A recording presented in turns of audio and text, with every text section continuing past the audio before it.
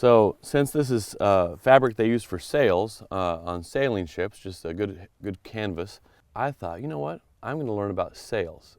I did some research, found out that New Zealand is where the best sailmakers in the world live. And so I decided to go there.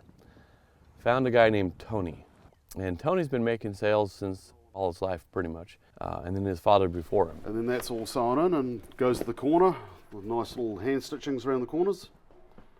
Hole punched and the ring is pressed in. And so if anyone's going to know the construction, the methods, that sort of thing, it would be him. My name's Tony Harold and I'm from Auckland, New Zealand. Been making sails since 1975. I don't know how many years that is, I'm not thinking that straight. We've always regarded ourselves as a do-it-yourself nation. When the nation was young, there was nothing here. If you wanted something done, you had to do it yourself. So that's pretty much the attitude we've had. Basically, we just had to make stuff last. So where on a sail does it usually, where are the weaker spots on a sail? Where do you normally, if you're repairing? Because the head goes to a narrower point and there's a lot of load going to a smaller area, they tend to fail through this top area here, generally caused by the stitch hole. Oh really, stitch hole? Yeah, it's a bit of humour in the industry. We call a sewing machine a perforating machine. So every time you sew the bit of fabric, you're poking holes in it. First of all, the grommet has these teeth, and they go together and they grab the canvas. So it grabs as much canvas as possible, as opposed to just a regular, normal grommet that are smooth on both sides.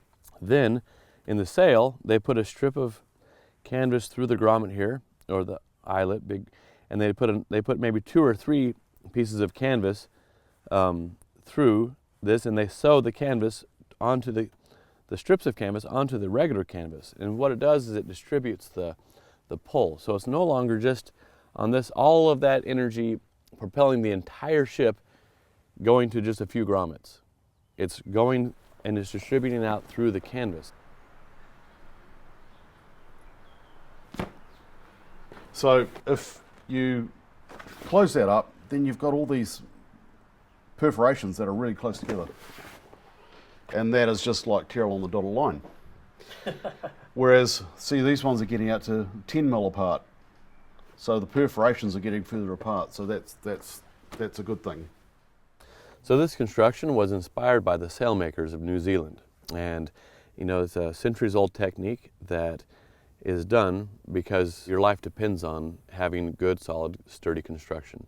And I know maybe it's a little overkill for Mountainback bags, but I thought, you know what the heck, let's just over-engineer it. I don't think anyone's going to complain.